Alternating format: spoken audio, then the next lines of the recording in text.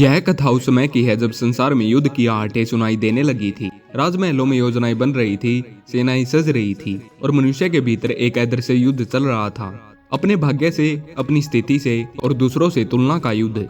ऐसे समय में जब हर और शांति और वैभव का शोर था, वहीं एक साधारण ब्राह्मण सुदामा अपनी दरिद्रता के साथ जीवन जी रहा था। उसके पास धन नहीं था, वस्त्र पुराने थे, भोजन सीमित था, पर उसके मन में एक अमूल्य धन था, स्वाभिमान और मित्रता की स्मृति। सुदामा और श्री कृष्ण का संबंध किसी सिंहासन या संपत्ति से नहीं जुड़ा था। यह संबंध गुरुकुल की मिट्टी में पनपा था, जहाँ दोनों ने एक ही छत के नीचे शिक्षा पाई थी। वहाँ न कोई राजा था, न कोई निर्धन, सब समान थे। समय बीत गया, श्री कृष्ण द्वारिका के राजा बने। यदुवंशी नरेश, जिनकी कृति दिशाओं में फैल गई।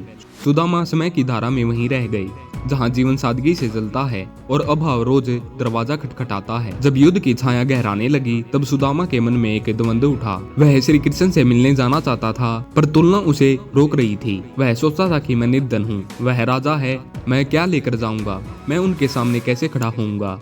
यहीं से मनुष्य टूटता है, गरीबी से नहीं बल्कि तुलना से। सुदामा की पत्नी ने उसे याद दिलाया कि श्री कृष्ण उनके मित्र हैं, राजा नहीं।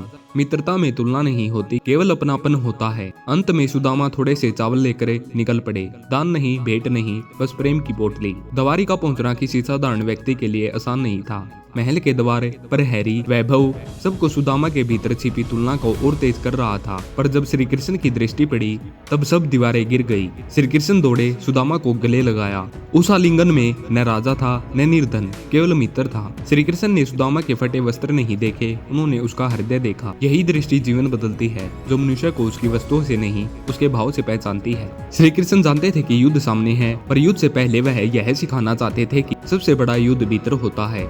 सुदामा को अपने पास बैठाकर उन्होंने उसके जीवन यात्रा सुनी। सुदामा ने अपने अभाव बताए, पर शिकायत नहीं की, उसने तुलना नहीं की, उसने बस यह कहा कि जीवन जैसा है वैसा स्वीकार है। श्री कृष्ण मुस्कुराए, क्योंकि उन्होंने जान लिया था कि सुदामा पहले ही विजेता है। जिसने तुलना को त्याग दिया वह हारता नहीं। जब श्री कृष्ण ने सुदामा की पोटली देखी तो उनकी आंखें भर आई।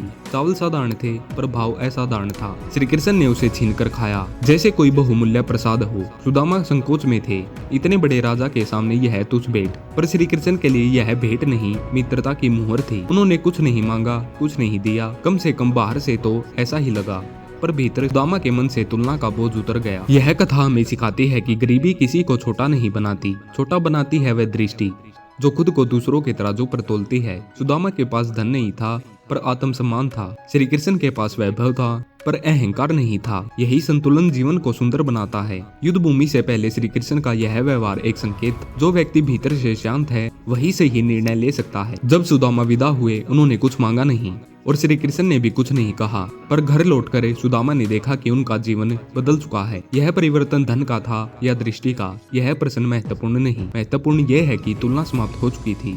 अब सुदामा अपने जीवन को किसी और के जीवन से नहीं आंकते थे, वे जैसे थे वैसे ही पूर्ण थे। श्री कृष्ण जानते थे कि युद्ध में कई लोग हारेंगे और कई जीतेंगे, पर उन्होंने सुदामा को यह सिखा दिया कि जो अपने मन के युद्ध में जीत गया वही सच्चा विजेता है।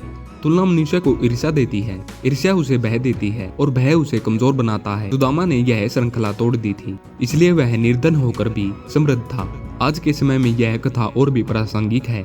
हम दूसरों की सफलता देखकर अपने अभाव गिनने लगते हैं। संसार हमें हर पल तुलना सिखाता है, पर श्री कृष्ण और सुदामा की यह मुलाकात याद दिलाती है कि जीवन की कीमत तुलना से नहीं, कृतज्ञता से बढ़ती है। जो अपने पास है उसका सम्मान करना सीख लो, यही सच्ची समृद्धि है। युद्ध भूमि से पहले श्री कृष्ण का संदेश स्पष्ट था। धन, पद और प्रतिष्ठा क्षणभंगुर है, स्थायी है तो केवल संबंध और दृष्टि। सुदामा ने मित्रता को चुना, तुलना को नहीं, इसलिए वह कभी टूटा नहीं। गरीबी आई गई, पर उसका मन अडिग रहा। इस कथा का सार यही है कि अगर तुम्हें मजबूत बनना है तो तुलना छोड़ दो। अपने रास्ते को अपने कदमों से मापो, दूसरों के पैमाने से नहीं।